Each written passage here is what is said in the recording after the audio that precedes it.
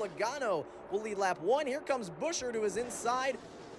Pretty eventful start to this race here, at least at the front of the field. They're 3 deep behind him already on lap 2.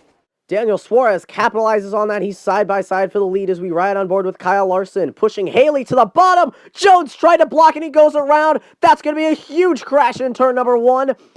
So many front-running cars involved in this one. Chris Buescher, Eric Jones, Michael McDowell. He's pushing Justin Haley, who makes a great move down to the bottom. Eric Jones ready for it. Just wasn't clear to make the block. Larson almost home free.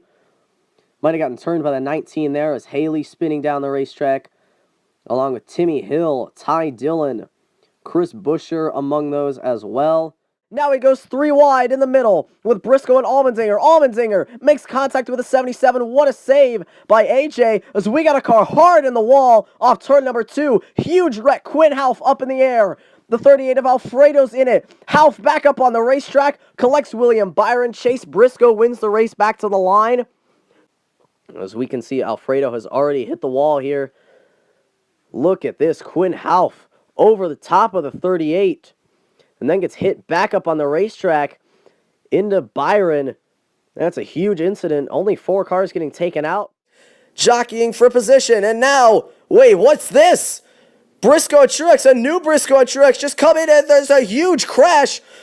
The old Briscoe and Truex went over the wall. Martin Truex Jr., what just happened? He goes to the high side to block his teammate. As we ride on board, Jr. gets turned. Martin Truex Jr. is up and over, and there's 6-8 cars piled up in turn number 2. Paul Sitterdale Jr., Blaney, Harvick, Edwards coming in late. Riding on board with the 48 of Johnson. Yes, that's exactly what happened. They come down into Truex, who flips up and over. Luckily, he didn't get severely hit when he was upside down. You see Edwards coming in late. Look at all the innocent bystanders that have been taken out of this one early. Hamlin working both lanes now as they head off into turn number 1. He's got a lead.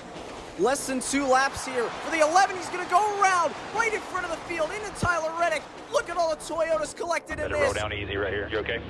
Up in the air, Zane Smith underneath his 62. It won't happen for Beard Motorsports. We'll take a look at what happened. Hamlin all by himself. Oh, man, I thought there was contact from the 23. But obviously some sort of issue for the 11. Spins wildly into turn number 1. The 23, nowhere to go.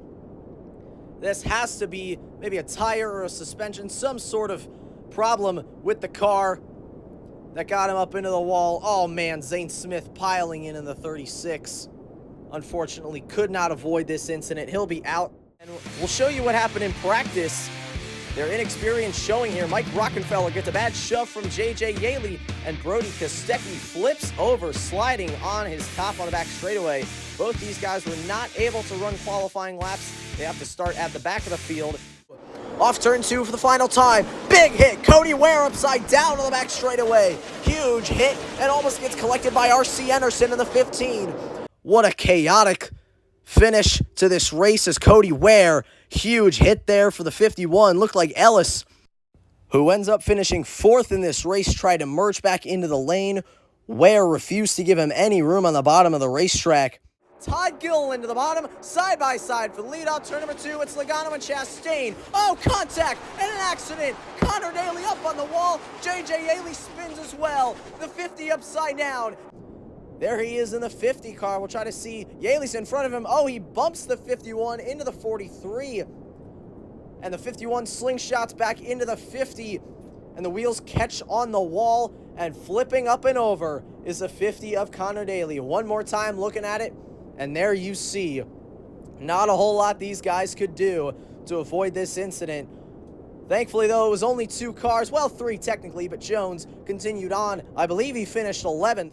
Back goes Corey LaJoie, riding on board with the 34 and Michael McDowell, trying to work both lanes. Contact, 2 cars around, 3 rows back, 1 back up into traffic. It's the 8 of Kyle Busch, and the big one here at the front stretch of the NAPA Superspeedway. A huge crash as the 8 of Kyle Busch came back up into traffic. Chris Buescher involved in the 17. Alex Bowman, our pole sitter, involved in the 48. His teammate Kyle Larson caught up in this. There's Kyle Busch in the 8 car. We'll get a look at what happened here. He's getting pushed by the 12. Oh, it happens above him. The 91, Shane Van Gisbergen, got a bad push from Brad Keselowski. And a couple bad pushes from Brad Keselowski to start this race. And obviously, this one had some consequences. Keselowski, as you can see, taken out in this incident. He got up in the air. We'll get another look at that. Here's Kyle Busch back up into traffic. Could not keep it on the bottom. And wow, what a wreck for the 6 of Brad Keselowski. Everybody has climbed from their cars. SVG obviously involved in that. JJ Yaley and Bubba Wallace were able to drive away from that incident. They have come down pit road. Huge run for David Ragan, but he crashes with BJ McLeod.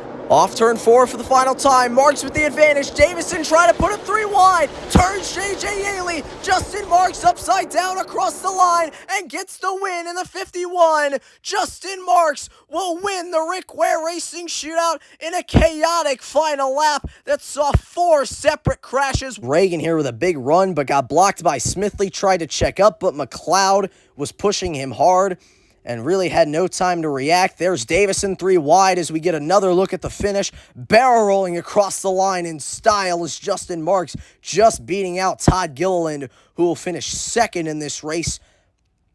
And Justin Marks is victorious. From the front runners as JJ Yaley trying to take the lead in the 54. He will, and almost around as Josh Bilicki. Jensen Button's trying to get around him, and he got turned on the back straightaway, up in the air. Upside down is the 15 of Jensen Button. Back up into traffic. There's at least a dozen cars involved in turn number 3. The big one, part 2 at the NAPA Superspeedway. Trying to find a way around Josh Bilicki. The car behind him was there on the bottom. A blowover for Jensen Button, the first blowover ever at the NAPA Superspeedway, and it does not end well. A huge incident that started late back straightaway and came around all the way into turn number 4. Huge wreck, a total of 11 cars involved in the absolute mayhem. Priest almost, I thought he was going to clear him. There's contact. The 4, Kevin Harvick, a bad push as they ride off of turn number 2. We're riding on board with the 4 of Kevin Harvick. Side-by-side contact into the wall, into the air. The 41, huge crash, and slams back down onto the racetrack. Caution is out.